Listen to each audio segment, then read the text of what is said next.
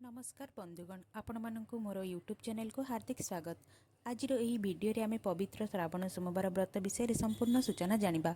यही व्रत कहीं करा जाए, केबेठारु आरंभ करिवे, केउ नियम मानिबे, केउ द्रव्य शिवलिंग रे अर्पण करिवे, केउ काम करिबा उचित नुहे एवं 16 सोमवार व्रत श्रावण मासरु आरंभ करि परिबे कि नहीं, ए सब विषय रे आज विस्तार रे जानिबा।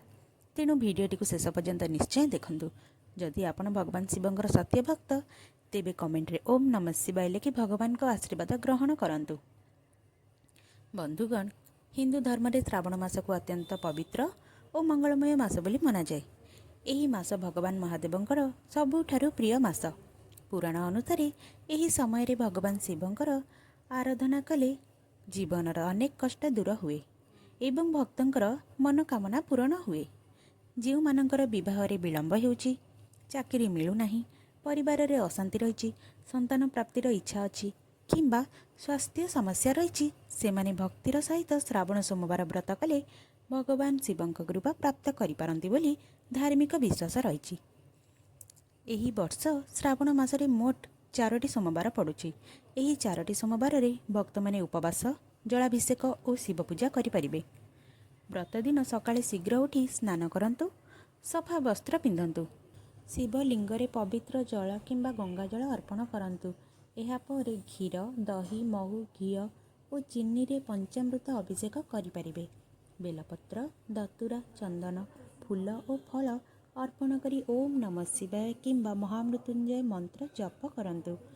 व्रत समय रे मिथ्या कहिबे नाही, कहार अपमान करिबे नाही, क्रोध करिबे नाही एवं मद, मांस, माछ, अंडा भली आमिष खाद्य दूरे रुहंतु। जेते संभव भगवान का नाम स्मरण करंतु एवं शांत मनरे दिनटी काटंतु। अनेक भक्त पचारती जे 16 सोमवार व्रत श्रावण मासर प्रथम सोमवार आरंभ करिबे कि? धार्मिक परंपरा अनुसार अनेक एही पवित्र मासरु 16 सोमवार व्रत आरंभ करती। तेबे स्थानीय परंपरा किंबा गुरुजनक परामर्श मानिबा मध्य भल।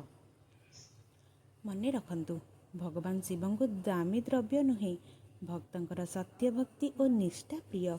तेणु सरल मनरे और शुद्ध भावना सहित पूजा कले मध्य तांकर कृपा लाभ करा जाई पारे। आशा करुछि आजिर एही सूचना आपणक पई उपकारी होइथिबो। जदि भल लागि थाए तेबे वीडियोटी को लाइक करंतु, निज परिवार और बंधु मानक सहित शेयर करंतु एवं आम चैनल को सब्सक्राइब करंतु। हर हर महादेव, जय जगन्नाथ।